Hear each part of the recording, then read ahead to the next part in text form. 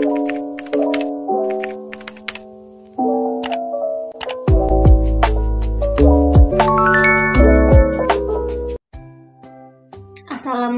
warahmatullahi wabarakatuh. Izin memperkenalkan diri, nama saya Putri Sabila dengan NPM 2114071048. Di sini saya akan menjelaskan materi tentang transmisi manual. Pengertian transmisi manual. Transmisi manual adalah sistem yang tersusun dari gabungan roda gigi untuk dapat memindahkan putaran dari engkol ke roda penggerak. Transmisi manual juga sistem transmisi yang memerlukan pengendalian secara manual melalui pengemudi sendiri untuk menekan atau menarik kopling dan mengganti gigi percepatan secara manual pada sepeda motor. Kemudian ada fungsi transmisi manual. Yang pertama ada meneruskan tenaga atau putaran mesin dari kopling ke poros propeller shaft. Yang kedua, merubah momen yang dihasilkan mesin sesuai dengan kebutuhan atau beban mesin dan kondisi jalan. Yang ketiga, memungkinkan kendaraan dapat berjalan mundur atau reserve pada kendaraan lebih dari 2 roda. Dan yang keempat, memungkinkan kendaraan berjalan mundur atau posisi R mundur. Kemudian ada macam-macam transmisi manual. Berdasarkan cara pemindahan gigi, maka transmisi manual dibedakan menjadi 3, yaitu yang pertama tipe sliding mesh. Transmisi tipe sliding mesh ini adalah jenis transmisi manual yang cara kerjanya dalam pemindahan gigi dengan cara menggeser langsung roda gigi input dan outputnya. Transmisi jenis ini juga jarang digunakan karena mempunyai kekurangan-kekurangan. Nah, kekurangannya ini yang pertama ada perpindahan gigi tidak dapat dilakukan secara langsung atau memerlukan waktu beberapa saat untuk melakukan perpindahan gigi. Yang kedua, hanya dapat menggunakan salah satu jenis roda gigi. Dan yang ketiga, suara yang kasar saat terjadi perpindahan gigi. Kemudian yang kedua ada tipe constant mesh.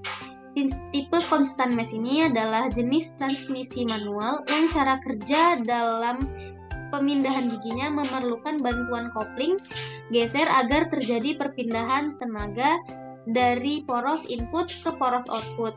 Transmisi jenis ini juga antara roda gigi input dan outputnya selalu berkaitan. Tetapi roda gigi output nggak selalu poros dengan poros output transmisi. Tenaga akan diteruskan ke poros output melalui mekanisme kopling geser. Kemudian transmisi jenis ini juga memungkinkan untuk menggunakan roda gigi lebih dari satu jenis. Kemudian yang ketiga ada tipe synchromess. Tipe synchromess ini dapat menyamakan putaran antara roda gigi penggerak atau input dan roda gigi yang digerakkan atau output. Kelebihan yang dimiliki transmisi ini yaitu yang pertama ada pemindahan gigi dapat dilakukan secara langsung tanpa menunggu waktu yang lama. Yang kedua itu suara saat terjadi perpindahan giginya halus. Dan yang ketiga memungkinkan menggunakan jenis roda gigi. Kemudian ada komponen transmisi manual. Yang pertama itu ada input shaft. Input shaft itu adalah komponen transmisi yang berhubungan dengan kopling. Input shaft ini merupakan poros input, tempat mengalirnya tenaga mesin dari komponen kopling menuju roda gigi atau gear di dalam transmisi. Fungsi input shaft juga adalah untuk memutar gigi atau gear pertama kalinya sebelum dialirkan ke posisi gigi lainnya yang ada di dalam gearbox transmisi. Kemudian yang kedua ada gigi transmisi atau transmission gear. Gigi transmisi merupakan susunan dari beberapa roda gigi yang berfungsi untuk mengubah input putaran mesin menjadi hasil output berupa perubahan torsi atau kecepatan yang akan meninggalkan transmisi sesuai dengan kebutuhan pengemudi.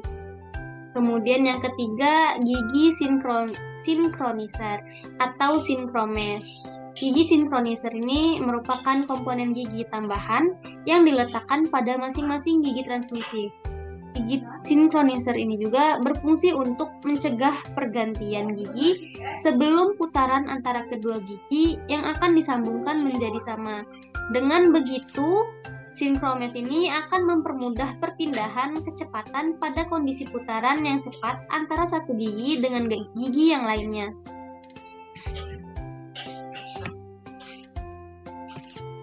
Kemudian yang keempat ada shift fork atau garpu pemindah. Garpu pemindah atau shift fork berfungsi untuk menggerakkan gigi geser dan mengoperasikan sistem roda gigi transmisi dari porosnya sehingga perpindahan gigi dari satu gigi transmisi ke gigi lainnya menjadi mudah dilakukan. Kemudian yang kelima ada shift linkage atau tuas penghubung. Shift linkage atau tuas penghubung ini merupakan penghubung antara tuas persneling dengan shift fork. Pada shift linkage ini biasanya terdapat mekanisme interlock yang mencegah shift fork bergerak dengan sendirinya. Komponen ini bertugas untuk menggerakkan garpu pemindah gigi atau shift fork sehingga garpu pemindah gigi ini dapat bergerak untuk menghubungkan gigi transmisi. Yang keenam ada tuas transmisi atau gear shift lever. Tuas transmisi atau tuas persneling ini merupakan tuas yang terletak di dalam kabin mobil yang berfungsi sebagai alat bagi pengemudi saat memindahkan gigi transmisi berdasarkan kondisi pengemudi. Pada tuas transmisi biasanya terdapat diagram perpindahan gigi untuk mempermudah pengemudi mengetahui posisi gigi yang digunakan. Yang ketujuh ada output shaft. Output shaft ini yang merupakan komponen berupa poros yang akan meneruskan tenaga putar mesin keluar dari transmisi menuju ke propeller shaft. Output shaft terhubung dengan susunan roda gigi dalam transmisi mulai dari satu gear sampai gigi mundur atau reverse gear. Fungsi dari output shaft ini adalah untuk meneruskan putaran dari transmisi menuju poros propeller. Yang kedelapan ada bantalan atau bearing transmisi. Bantalan atau bearing transmisi ini berfungsi untuk mengurangi gesekan yang terjadi antara permukaan komponen yang berputar di dalam transmisi. Contohnya itu pada input shaft, output shaft, dan counter gear. Bentuk dari bearing yang digunakan pada transmisi ini ada bermacam-macam. Umumnya menggunakan jenis needle bearing, ball bearing, dan top-pered bearing. Kemudian yang kesembilan ada counter gear dan shaft. Counter gear dan shaft ini merupakan gigi penyambung yang akan menyambungkan putaran mesin dari input shaft menuju ke masing-masing gigi percepatan. Fungsi counter gear ini adalah untuk memindahkan tenaga putar dari input shaft ke gigi-gigi percepatan sesuai dengan penggunaan gigi yang dipilih oleh pengemudi. Counter gear ini umumnya dibuat menyatu antara gear dan shaftnya dan dipasang pada transmission case. Yang ke-10 ada transmission case. Transmission case ini digunakan sebagai pelindung komponen dalam transmisi sekaligus berfungsi sebagai dudukan bearing transmisi beserta poros-poros input dan outputnya. Selain itu, bak transmisi ini juga digunakan untuk tempat menampung oli transmisi. Yang ke-11 ada extension housing. Extension housing ini merupakan sambungan dari bak transmisi yang bentuknya mengerucut di bagian ujungnya, di mana pada bagian tersebut terdapat oli seal yang mencegah kebocoran oli transmisi. Extension housing ini juga berfungsi untuk melindungi komponen poros output atau output shaft yang keluar dari bak transmisi, sekaligus sebagai tempat dudukan dari speedometer gear. Dan yang terakhir adalah speedometer gear. Bagian ini bisa menggerakkan kabel agar kecepatan mobil saat dikendarai dapat terukur. Kemudian ada cara kerja transmisi manual. Yang pertama itu ada posisi netral. Posisi ini saat netral itu tenaga dari mesin tidak diteruskan ke poros output karena sinkromes dalam keadaan bebas atau tidak terhubung dengan roda gigi tingkat. Yang kedua, posisi gigi 1, jika tuas ditekan ke arah kiri, kemudian ditarik ke belakang, maka gear selection fork akan menghubungkan unit sinkromes untuk berkaitan dengan gigi tingkat 1. Posisi 1 akan menghasilkan putaran yang lambat, tetapi momen pada poros output besar. Kemudian yang ketiga ada posisi gigi 2. Pada posisi gigi 2 ini tuas ditekan ke arah kiri, kemudian didorong ke depan, maka selektor fork akan menggerakkan hook sleeve sehingga unit sinkromes berhubungan dengan roda gigi tingkat nomor 2. Posisi 2 putaran poros output lebih cepat dibanding pada posisi 1. Kemudian yang ketiga, yang keempat, posisi gigi 3. Jika tuas ditarik lurus ke belakang, maka selektor fork akan menggerakkan hook sleeve sehingga menghubungkan unit sinkromes untuk berkaitan dengan gigi tingkat 3.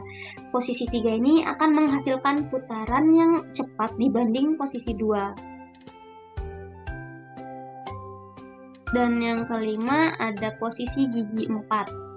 Pada posisi gigi 4 ini tuas didorong lurus ke depan, maka selektor forknya akan menggerakkan hook sleeve sehingga unit sinkromes berhubungan dengan roda gigi tingkat nomor 4. Posisi 4 putaran poros output lebih cepat dibanding pada posisi 3. Kemudian yang terakhir itu ada posisi gigi R. Pada posisi ini tuas ditekan ke arah kanan, kemudian ditarik ke belakang, maka akan menggerakkan gear selection fork sehingga unit sinkromes berhubungan dengan roda gigi R. Antara roda gigi R dan roda gigi pembanding dipasangkan roda gigi idle atau idler gear yang menyebabkan putaran poros input berlawanan arah dengan poros output. Selanjutnya ada kerusakan yang sering terjadi pada transmisi manual. Yang pertama adalah susah pindah gigi persneling. Kerusakan pada transmisi manual yang paling sering ditemui adalah susah pindah gigi persneling. Karena gejala kerusakan ini umumnya ditandai dengan sulitnya memindah posisi antar gigi transmisi. Seperti misalnya dari posisi netral ke posisi R atau dari 1 ke 2, 2 ke 3, dan seterusnya. Nah, penyebab transmisi manual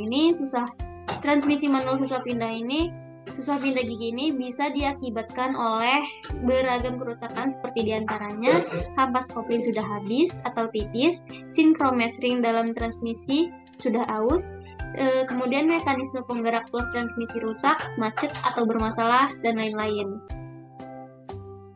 Dan yang kedua, biasanya muncul suara berisik atau noise saat pindah gigi. Kerusakan pada transmisi manual ini biasanya kan suara berisik saat pindah gigi persneling dilakukan. Secara umum, saat kita melakukan pindah gigi persneling, memang biasanya akan muncul suara klek yang terdengar pelan dan sedikit terasa di tuas transmisi, dan kondisi ini merupakan hal yang wajar. Jika suara berisik yang muncul saat pindah gigi persneling ini berlangsung lama dan terus-menerus, seperti suara krek dan lain sebagainya, itu hal ini biasanya menandakan adanya kerusakan pada transmisi manual. Penyebab munculnya suara berisik ini saat pindah gigi biasanya akibat posisi terhubungnya gear transmisi sudah bergeser dan tidak sesuai ketentuannya lagi. Biasanya masalah kerusakan ini terjadi akibat terjadi keausan pada komponen-komponen gear di transmisi, seperti pada bagian gear yang sudah haus sehingga ply terlalu bir, atau ketika bearing pada transmisi sudah terlalu oblak dan aus sehingga putaran roda gear sudah tidak lagi center. Kemudian yang ketiga ada bocor oli transmisi. Bocor oli transmisi juga kerap menjadi penyebab kerusakan transmisi manual, karena kebocoran oli transmisi ini terjadi lantaran karet oil seal yang bertugas untuk mencegah oli transmisi bocor sudah mulai keras, retak sehingga karetnya sobek. Di transmisi manual dapat menemukan seal ini tepat pada bagian depan atau dekat input shaft, serta di bagian belakang atau dekat dengan output shaft. Seal-seal ini bisa bocor akibat usia pakai serta pemasangannya yang kurang tepat. Selain dari seal, kebocoran oli transmisi manual juga bisa terjadi akibat gasket pelekat yang rembes, gasket pada baut lubang pengisian dan pembuangan, bodi atau case transmisi yang berlubang akibat terhantam benda keras. Kebocoran oli transmisi tentu sangat berbahaya jika tidak segera diperbaiki karena dapat merusak gear transmisi secara menyeluruh. Kemudian yang keempat ada gear slip. Gear slip ini merupakan peristiwa yang terjadi di mana tuas transmisi kembali dengan sendirinya ke posisi netral sesaat setelah tuas digeser ke posisi gigi yang seharusnya. Seperti misalnya dari gigi 2 mau masuk ke gigi 3. Saat tuas di posisi gigi 3, secara tiba-tiba tuas transmisi itu kembali ke posisi netral dengan sendirinya. Kondisi gear slip ini biasanya terjadi akibat komponen sinkromes pada gigi transmisi sudah mengalami kealusan, seperti misalnya pegas pada shifting case sinkromes yang sudah lemah sehingga sinkronizer ring yang halus. Kemudian yang kelima itu ada transmisi terasa mendengung saat mobil berjalan.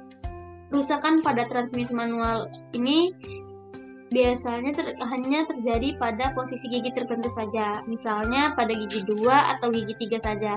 Namun juga bisa terjadi di semua gigi, di semua posisi gigi transmisi. Kondisi mendengung ini umumnya diakibatkan oleh kurangnya pelumasan dari oli transmisi, akibat oli habis, tercampur air, atau oli transmisi sudah terlalu lama tidak pernah diganti.